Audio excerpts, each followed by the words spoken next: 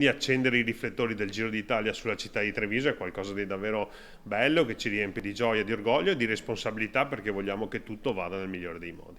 Ci si attende un'edizione memorabile per il Veneto, per dirla con le parole del presidente Luca Zaia, per il Giro d'Italia 2022, che i sindaci come tutti gli italiani stanno scoprendo un po' alla volta. Ecco svelate le tappe che vedranno protagonisti i velocisti e l'ultima riguarda proprio Treviso. La carovana rosa partirà dalla provincia di Trento, attraverserà alcuni dei punti più suggestivi delle colline del Prosecco per arrivare infine nel capoluogo della Marca. Sì, oggi c'è stata l'ufficialità di questa bellissima notizia, tra l'altro nell'anno che vede Treviso città europea dello sport. Il 26 maggio ci sarà la tappa Borgo Valsugana Treviso con l'arrivo in volata proprio nella nostra città. 146 chilometri che toccheranno Valdobbiadene, Pieve di Soligore, Frontolo, il muro di Cadelpoggio, poi Susegana, quindi Spresiano, Villorba e Treviso.